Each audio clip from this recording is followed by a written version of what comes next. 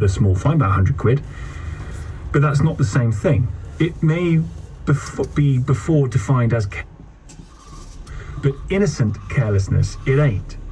Does that clarity around what would have led to a fine of this size by HMRC mean that Zahawi is, politically, toast? Can someone who was the then Chancellor when he paid this fine for an error that the boss of HMRC says wouldn't normally consider to be innocent, carry on serving in a government that professes to show integrity, transparency and professionalism? 0345 6060 973 has what the boss of HMRC just said, not specifically about Nadeem Zahawi, but has it made the process of getting rid of Nadeem Zahawi move a bit more quickly in your mind? That Sunak should, rather than give it over to the ethics, his ethics proprietor, the person who reviews standards in public life on those kinds of matters, should Sunak move more quickly now to removing the chair of the Tory party? 0345 6060 973. Meg Hillier is the chair of the Public Accounts Select Committee, Labour and Co-op MP for Hackney South and Shoreditch. Thank you very much indeed for coming on. Do you accept that Nadeem Zahawi's initial diagnosis of what went wrong as careless and not deliberate? Well, I mean, that's what he said, but I think as we've seen over the months since then, that has unravelled. He keeps trying to redefine exactly what he did and what he paid, and the penalty payment wasn't apparent at the beginning. So, I mean, I think with all of these things, the old adage in politics, it's the cover up what does it. Now, whatever he's done, he should just be telling everybody, tell us absolutely clearly. And clearly, it's very apparent that the Prime Minister didn't really know what was happening. So the whole thing is a murky mess. It's not good for political standards. And really, I think Nadeem Zahawi's now dug himself into a hole and he should just resign. The Prime Minister wasn't the Prime Minister when this was all apparently settled. What responsibility do you think the civil service bears in having flagged this previously to any Prime Minister who wished to appoint Nadeem Zahawi to any position? Well, what we learned today, which was quite interesting, is if you compare this with the approach that HMRC takes with the honours system. So as you highlighted a number of times, the head of HMRC, no one in HMRC will talk about an individual's tax affairs because of individual taxpayer confidentiality.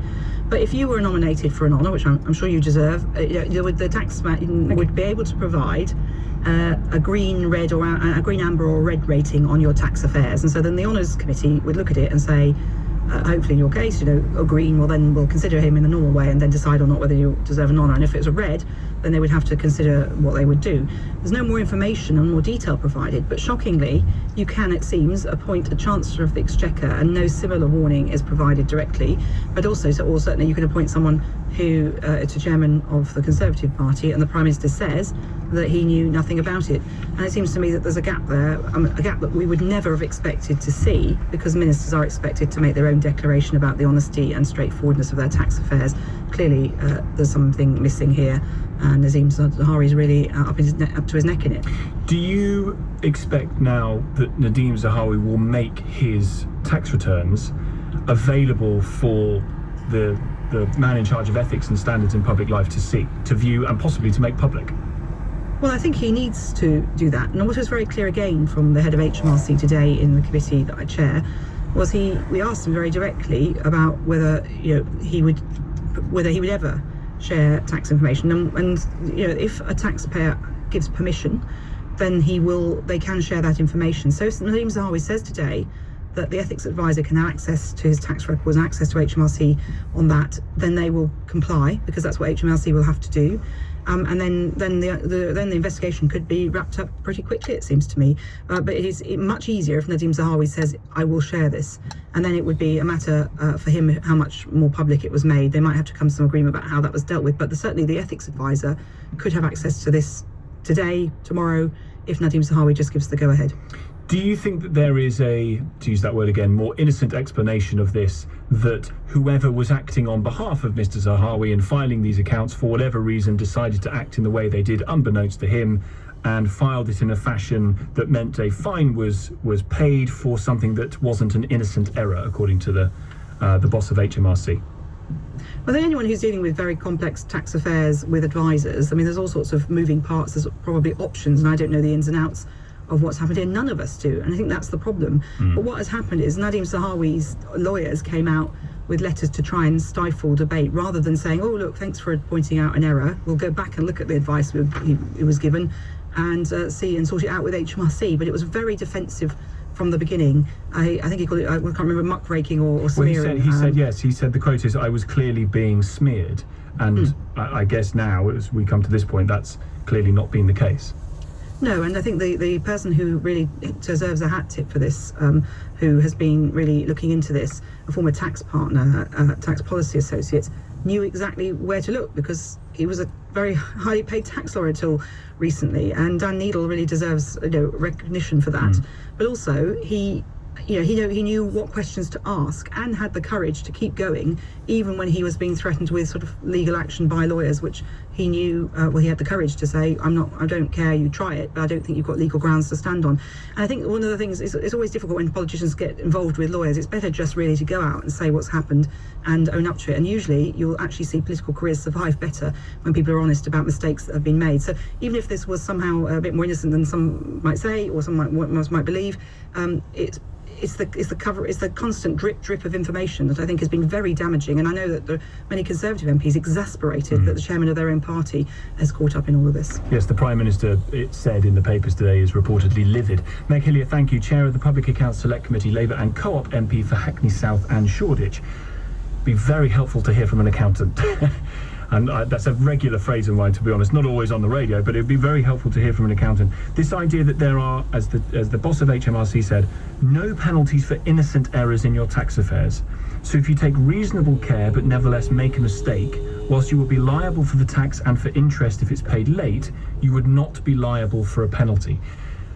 Is there any way in which, if you are an accountant, you can give an example? What's an example of that in the real world that, for people like me who hand this stuff over to others who know what they're doing because I don't want to have to deal with it, can understand?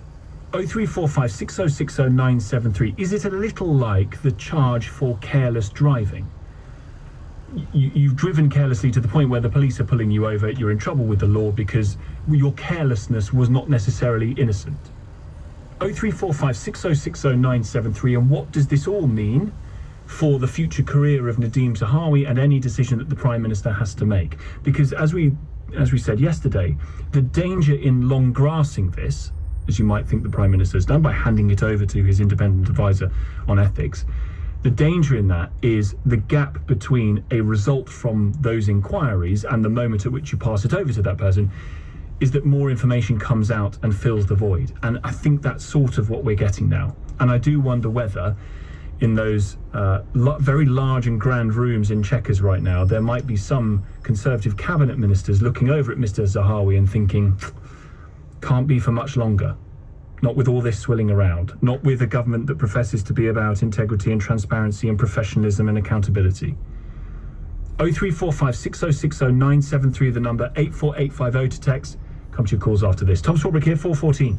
LBC Travel, I'm Dave Goff. On the M25 clockwise, two lanes are closed between junction 23 for the A1M and junction 24 for Potters Bar because a lorry has broken down, so there are queues from junction 22 for St Albans. There are also queues on the M4 going out of town. That's after there was an accident earlier at junction 4B for the M25, but all the lanes are open now. Embarking on the A13 Ripple Road westbound, there are queues before the Lodge Avenue junction after an accident earlier. It's slow in Harrow. Sheepcote Road is partly blocked in both directions around Gayton Road because of an accident. On the trains, there are delays of up to 10 minutes on the Elizabeth line between Harold Wood and Shenfield, and there's disruption affecting Abellio bus services in South and West London. That's because of the strike today. This is LBC. Wouldn't it be nice if you could change things whenever you like? Well, with Sky Mobile, if you need more data, you can make your plan bigger. Or if you want to spend less, you can choose to make your data plan smaller. So, with other bills rising, you have the option to change your data plan to suit you. Sky Mobile. Hello, possible. Make your plan smaller from the following month. See sky.com/mobile for terms. Call Tom Swarbrick 0345 6060 973 LBC. Drivers, we need you to check your vehicles because the ultra-low emission zone is expanding across all London boroughs from the 29th of August this year to help clear London's air and improve health for you, your family and every Londoner. So if you drive a petrol vehicle over 16 years old or a diesel over 6, check if it meets the emission standards by searching TfL Vehicle Checker. To the Mayor of London and TfL, every journey matters. Experience the world's longest running play, Agatha Christie's The Mousetrap, now celebrating 70 astonishing years. It's the murder mystery that defined a genre, where everyone has a secret and everyone's a suspect. The only question is, have you done it? Agatha Christie's The Mousetrap, the West End classic, now in its landmark 70th year. Don't just see it, solve it. Now that the holiday season is over, many timeshare owners are facing a winter of expensive upkeep. With rising inflation, now more than ever, we need to look after our money. If you own a timeshare in Spain or the Canaries and bought it after 5th of January 1999, you may have been missold. mytimeshareclaim.co.uk could help you exit your contract and receive substantial compensation. To find out more, text ASSIST to 78900. That's ASSIST to 78900 today. Kazoo, yeah. Is that the tune of someone who's just discovered Kazoo? They went online to sell their car and got a guaranteed price that won't be chipped away at. That's a nice. Now they want to buy a car. They can pick it up from Kazoo or have it delivered, and every car comes with a 7-day money-back guarantee. Money-back guarantee. Can you buy or sell a car in a better way? Kazoo, yeah you can. Kazoo, yeah you can, baby. T's and C's apply. Efficiently, it's how Swale Heating wants your boiler to run. And some of our competitors say replacing your boiler with an A-rated version could save you up to £550. True if you live in a detached house with a G-rated boiler. Most people don't.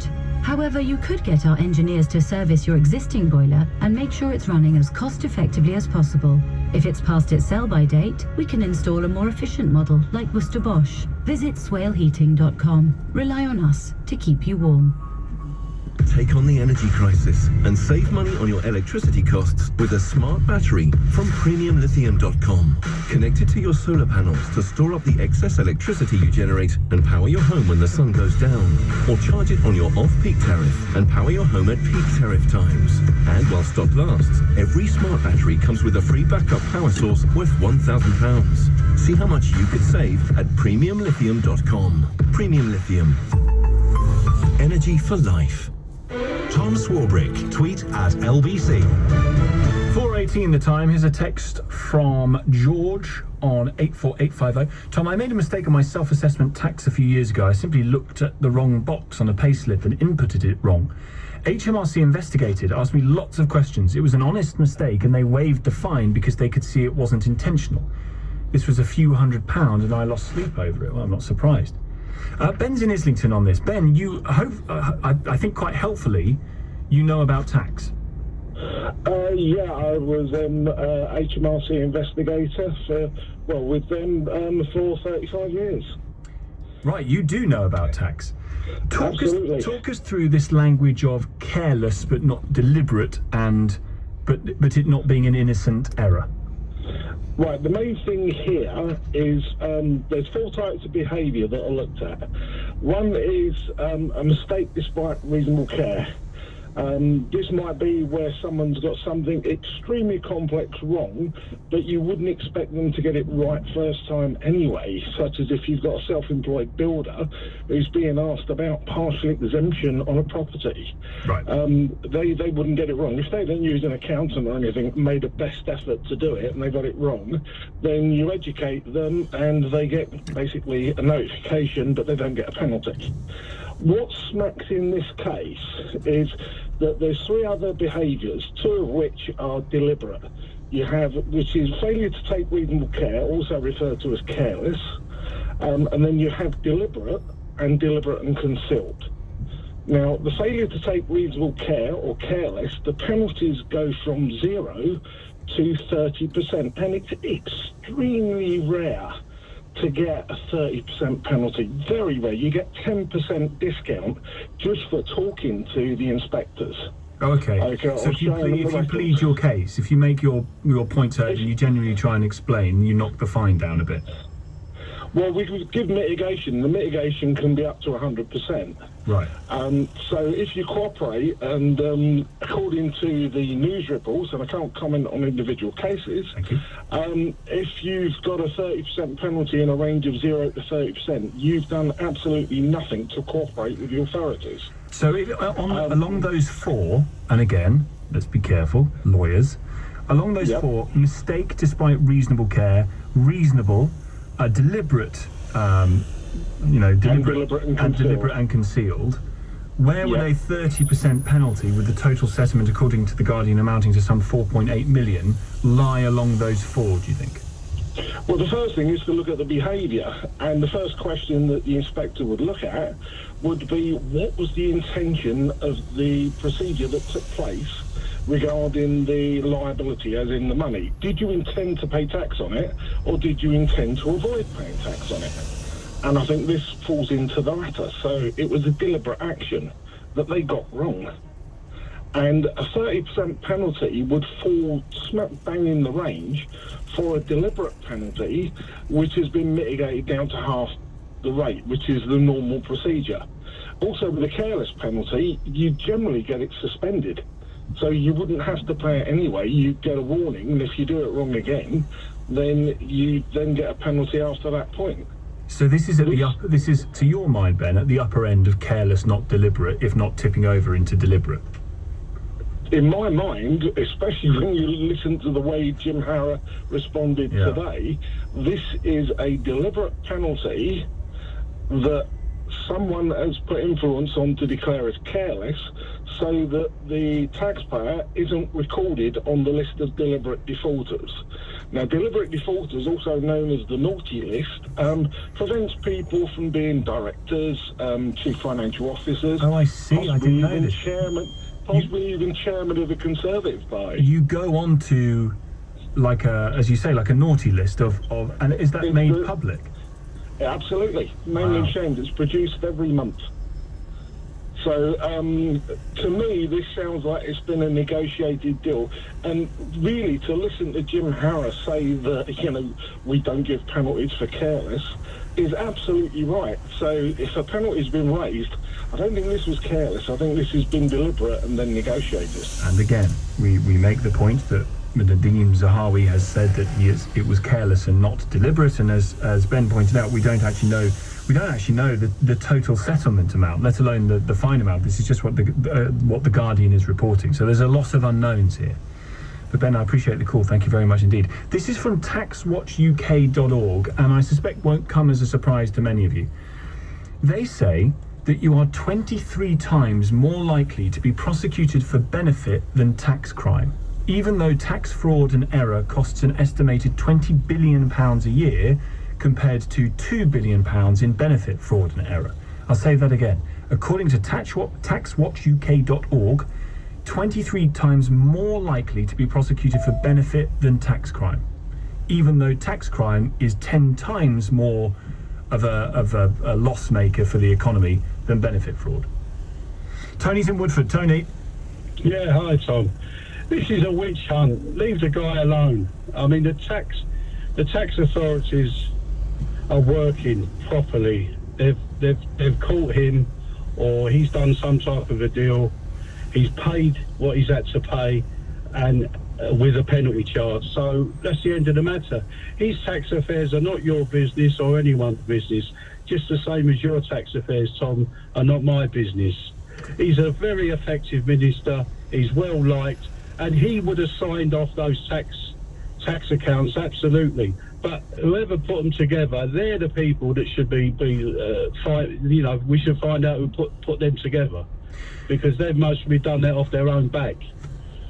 The difference, of course, between you, me, and Nadeem Zahawi, Tony, is that neither you nor I are serving members of Her Majesty's government, His Majesty's government. Neither you or I are in public office.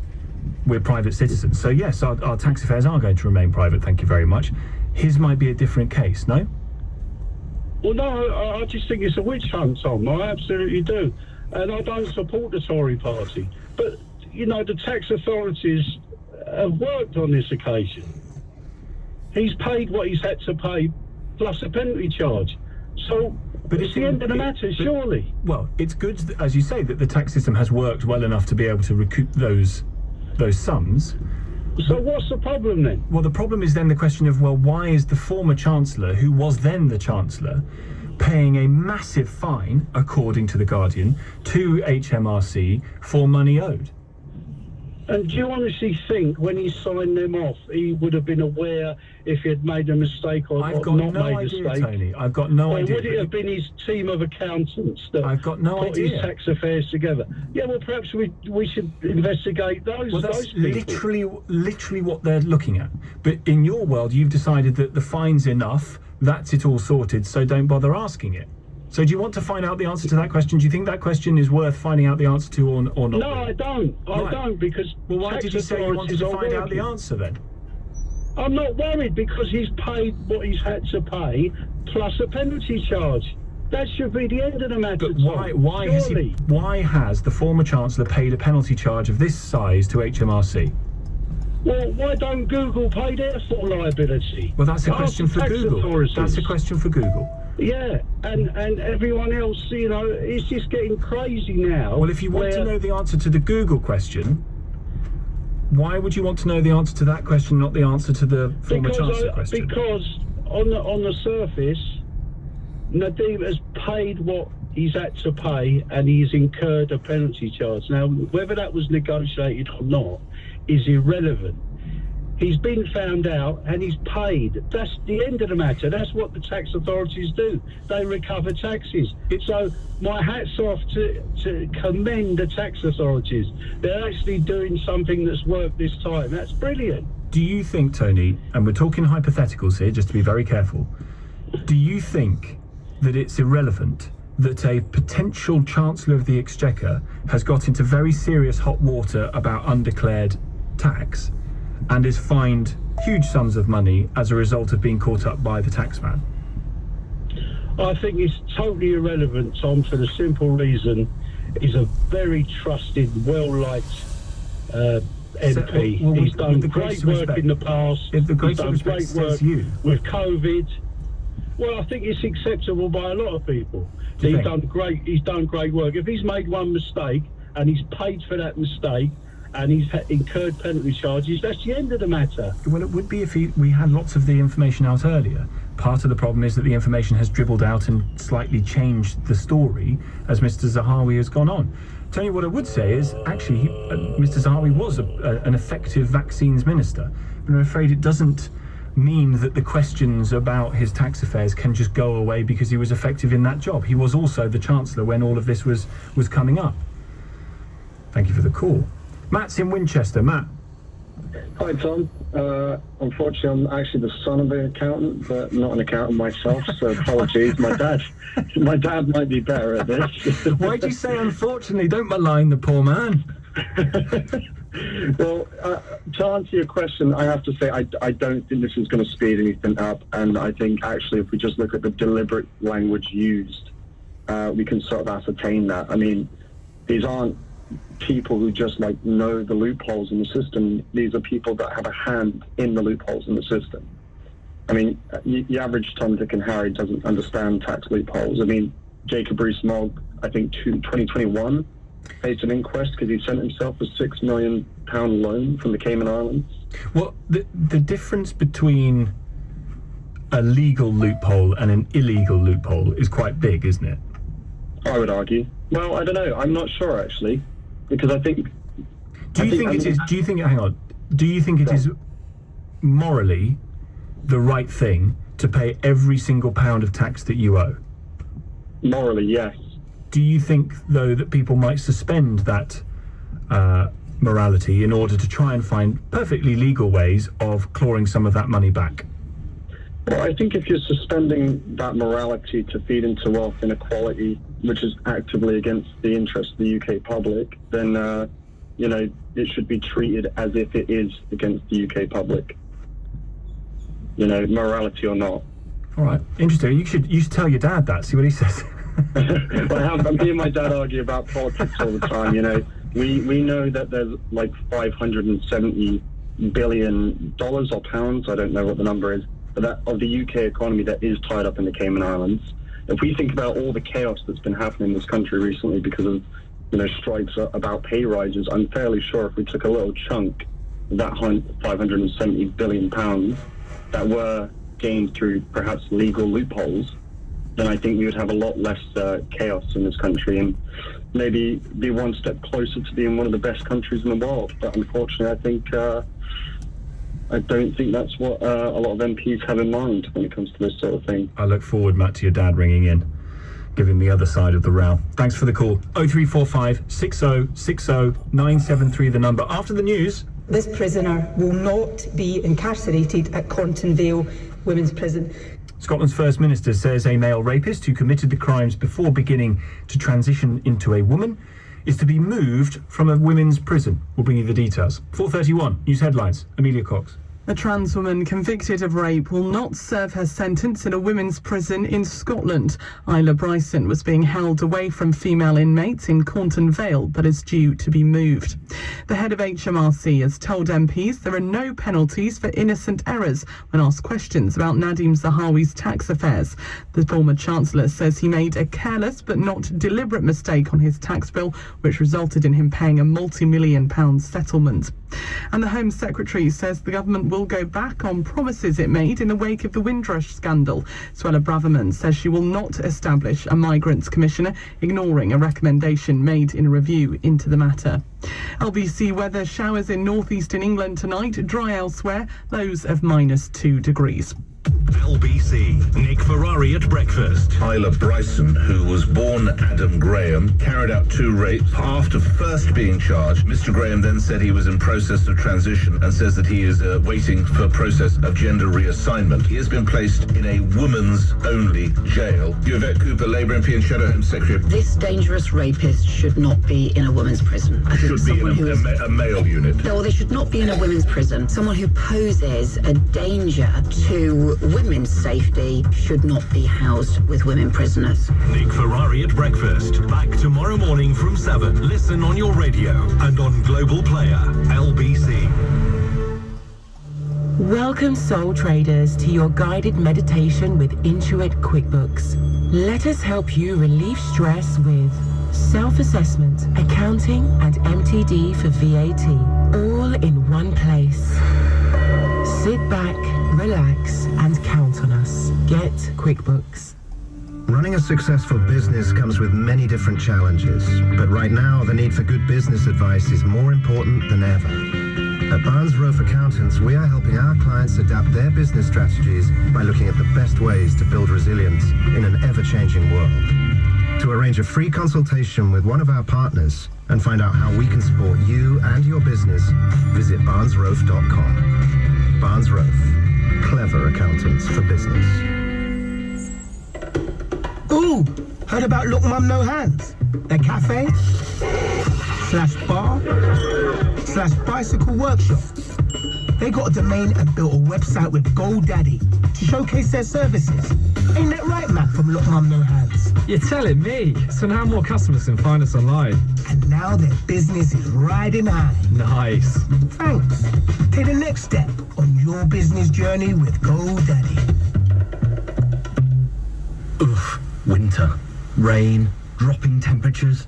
Now if you too were to drop south, you'd discover a different kind of winter. Imagine the warm sun on your back, a stroll to the beach, enjoying them. Not all winters are the same. Fly to Spanish Sunshine from $30.99 with Welling Airlines. T's and C's at welling.com or on our app.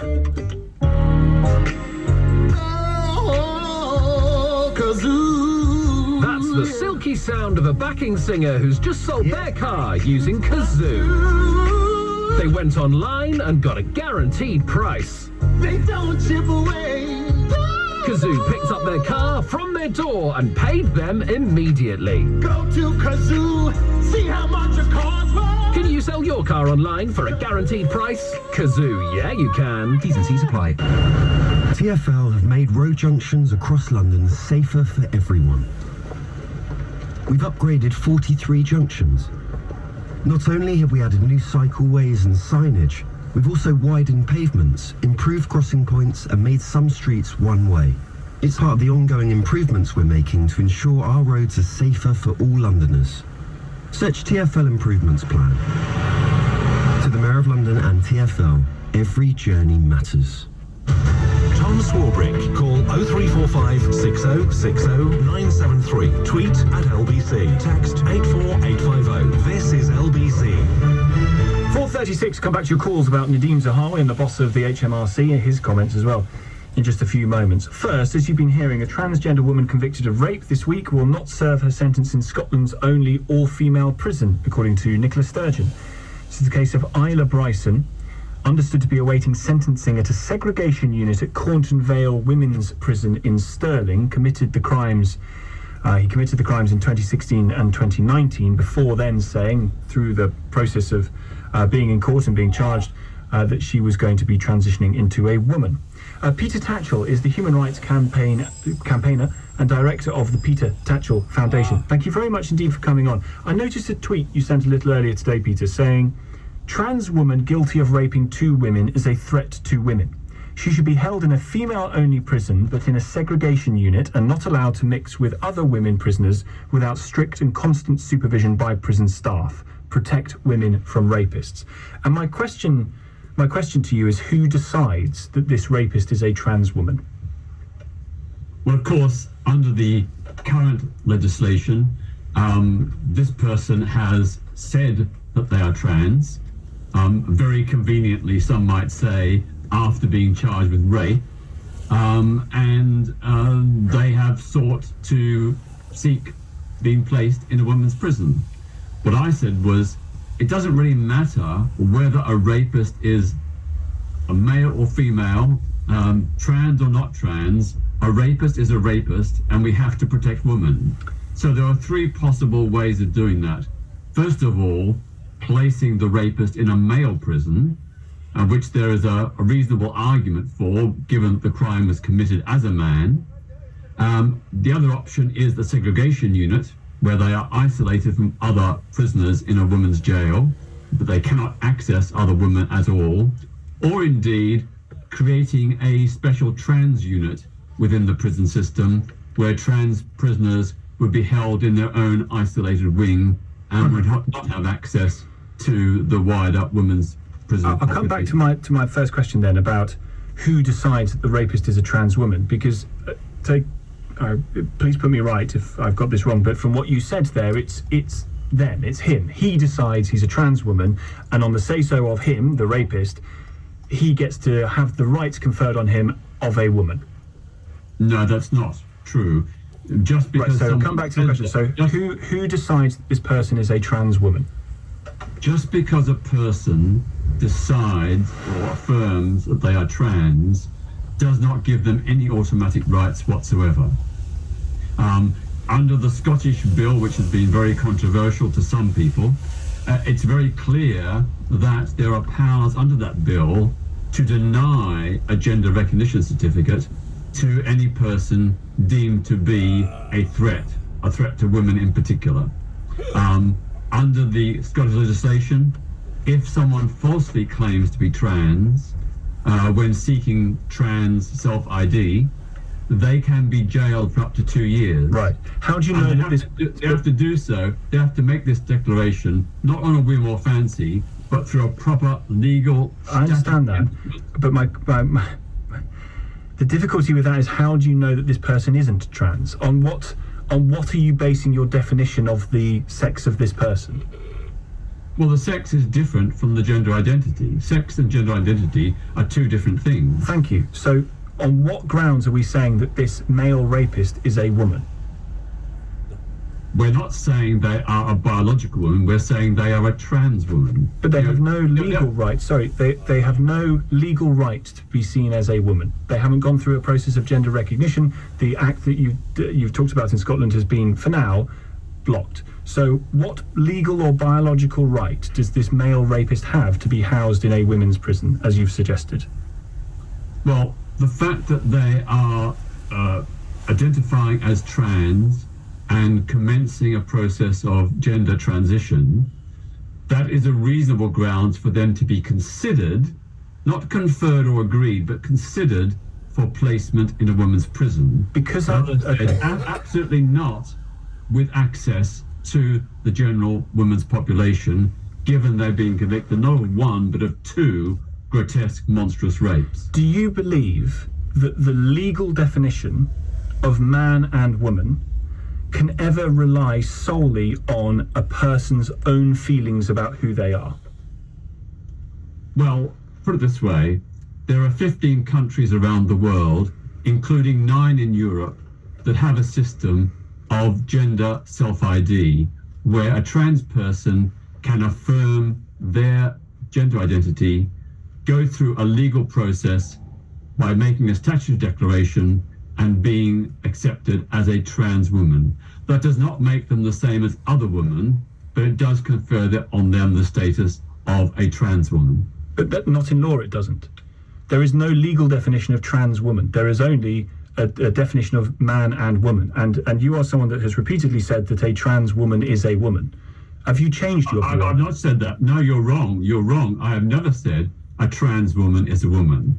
I have said, as I just explained to you, that a trans woman is different from a biological woman.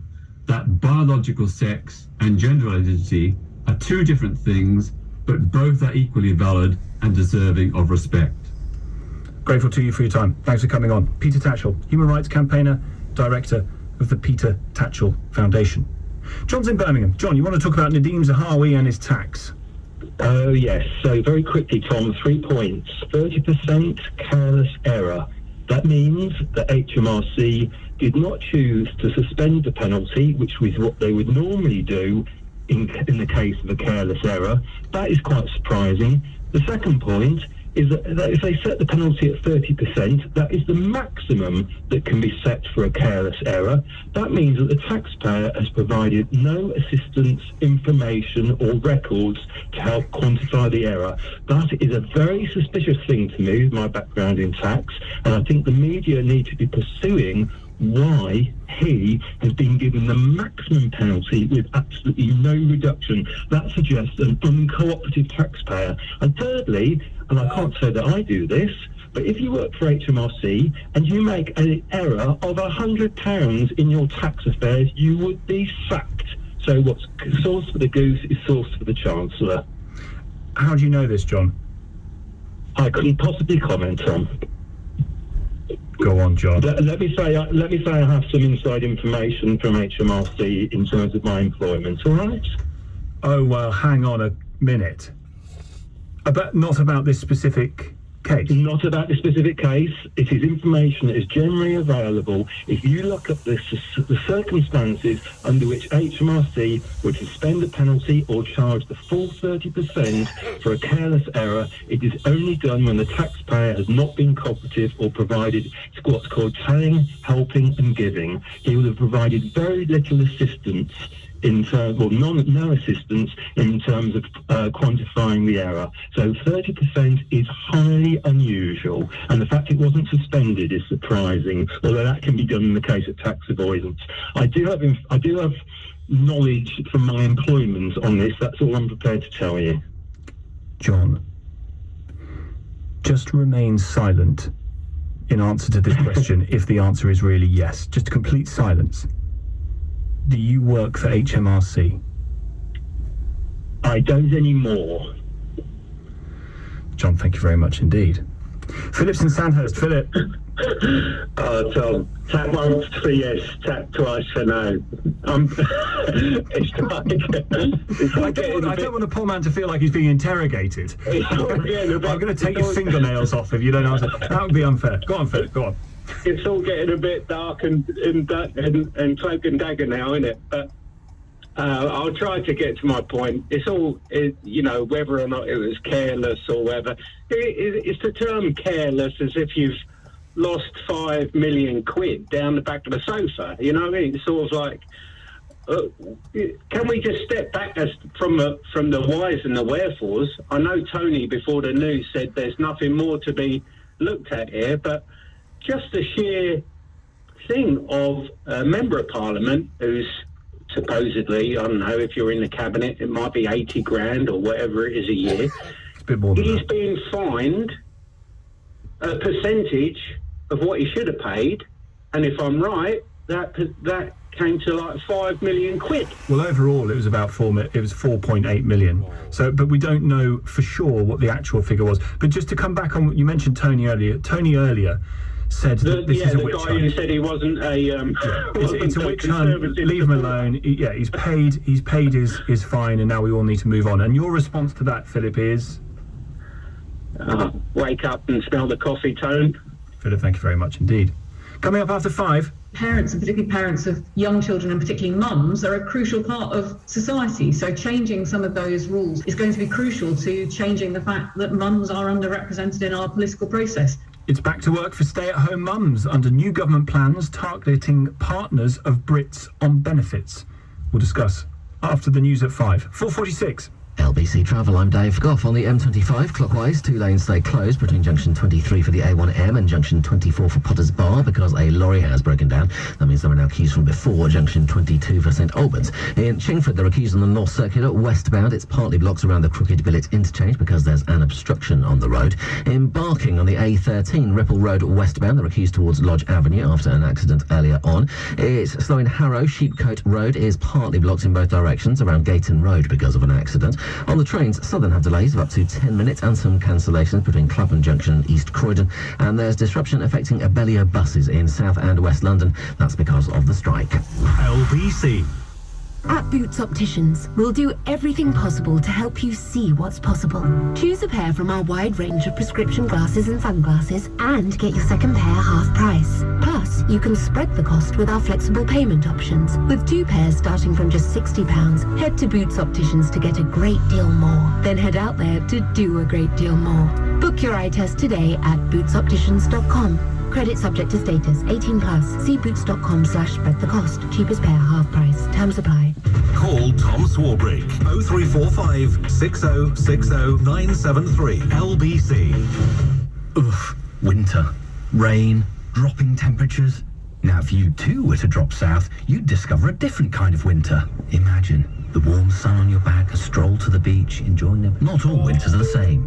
Fly to Spanish Sunshine from $30.99 with Welling Airlines. T's and C's at welling.com or on our app.